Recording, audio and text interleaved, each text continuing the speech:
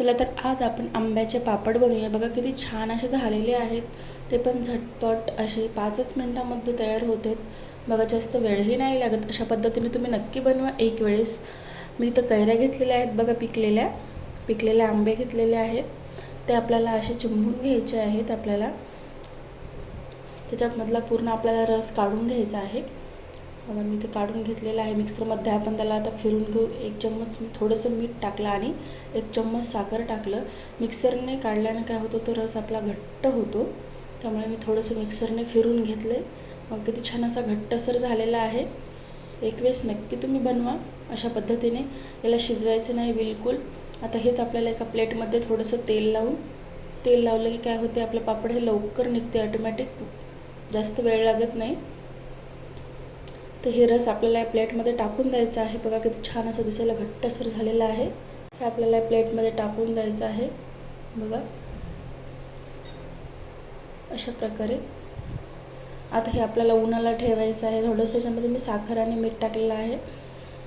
तुम्ही chilli flakes पण टाकू शकता याच्यामध्ये, टाकायचं असेल तुम्हाला आंबट गोड तिखट असं हवं असेल तर। बघा मी उन्हाला ठेवलेलं आहे। एका दिवसामध्ये कसं एवढं सुकलेलं आहे बघा।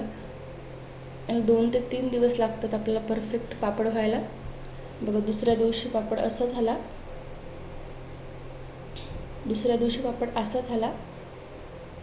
बघा थोडंसं बघा ओलसर बाकी आहे। कलर बघा कसा बदलला आहे। आणि हा सायंकाळी बघा असा झाला।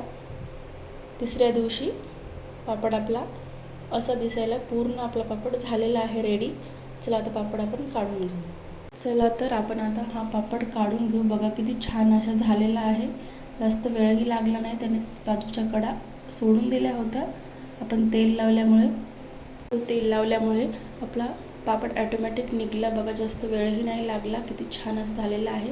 आपण एका प्लेटमधले बघा असा पापड झालेला आहे। मी थोडंसं टाकलं होतं बॅटर याच्यामध्ये, ते जे रस आहे आंब्याचा तो, तर असं झालेलं आहे। थोडंसं जाडसरच करा तुम्ही, जास्तच टाका। आणि याच्यामध्ये मी 4 आंब्याचा टाकला होता गर, 4 आंब्याचा बघा किती छान असा घट्ट झालेला आहे। त्या प्लेटमध्ये मी 2 आंब्याचा टाकला होता रस। हे बघा तुम्ही करताना थोडंसं जाडच करा, थिक्कच ठेवा। बघा किती छान आपला झालेला आहे पापड। 3 दिवसामध्ये परफेक्ट आपला पापड रेडी होतो। अशा पद्धतीने नक्की तुम्ही एक वेळेस बनवा। बघा किती छान दिसत आहे आणि खायलाही पण खूप टेस्टी लागतो। तुम्ही 6 ते 7 महिने स्टोअर करून देखील ठेवू शकता फ्रीजमध्ये, काहीच होत नाही। अशा प्रकारे व्हिडिओ आवडला असेल तर लाईक करा, सबस्क्राईब करा चॅनलला।